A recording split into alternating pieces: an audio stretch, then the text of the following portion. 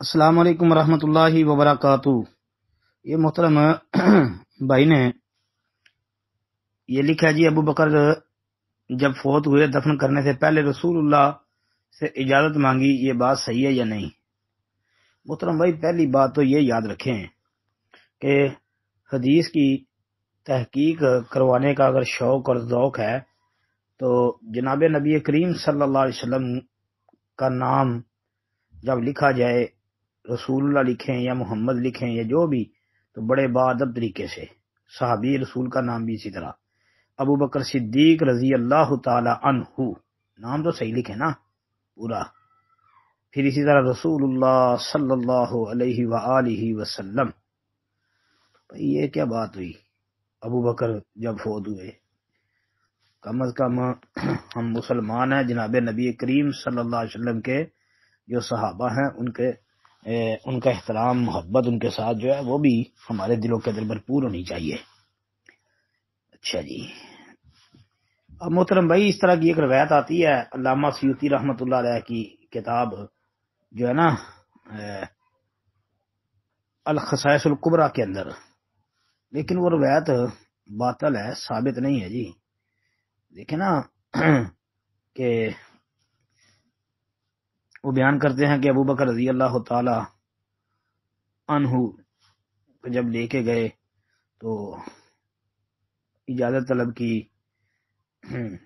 کہا کہ اے اللہ کے نبی، ابو بکر ہیں اور اجازت مانگ رہے ہیں۔ میں نے دیکھا کہ دروازہ کھلا اور میں نے کہنے والے کو یہ کہتے سنا کہ حبیب کو حبیب کے پاس لے آؤ،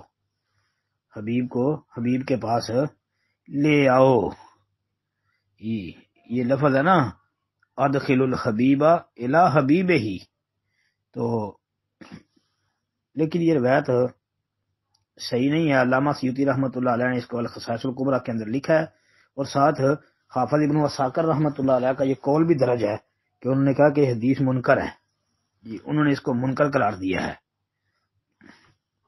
اور پھر انہوں نے اس کو تاریخ دمشق میں بھی اپنی کتاب میں بھی اس کو نقل کیا ہے۔ تو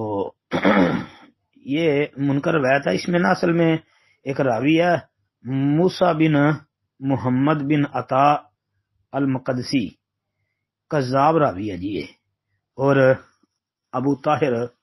یعنی کنیت کے نام سے یہ معروف ہے، کنیت سے معروف ہے یہ، ابو طاہر اس کی کنیت معروف ہے۔ موسیٰ بن محمد بن عطا المقدسی یہ جھوٹا کذاب راوی تھا۔ امام دارقطنی رحمۃ اللہ علیہ نے اپنی کتاب الضعفاء والمتروکین میں اس کا ذکر کیا، یعنی یہ متروک راوی ہے، اور انہوں نے اپنی کتاب العلل میں بھی اس کو متروک الحدیثی قرار دیا ہے۔ اس کے علاوہ امام ذہبی رحمۃ اللہ علیہ نے بھی اس کو جو ہے کذاب وغیرہ کہا ہے، اور کئی اور محدثین ہیں جنہوں نے اس کو یعنی حدیثیں وضع کرنے والا جھوٹا، اور بھی اس کے علاوہ بھی جرح کے الفاظ اس کے لیے استعمال کیے ہیں، تو لہذا یہ روایت صحیح نہیں ہے، اور اس میں اور علتیں بھی ہیں، مثلا مجہور راوی بھی اس میں موجود ہے، اور بھی علل ہیں، تو اس لیے یہ روایت صحیح نہیں ہے بھائی، بلکہ ابن حجر وغیرہ کے نزدیک تو یہ روایت باطل ہے جی، یہ صحیح نہیں ہے بھائی، ثابت نہیں ہو سکی جی۔ السلام علیکم ورحمۃ اللہ وبرکاتہ۔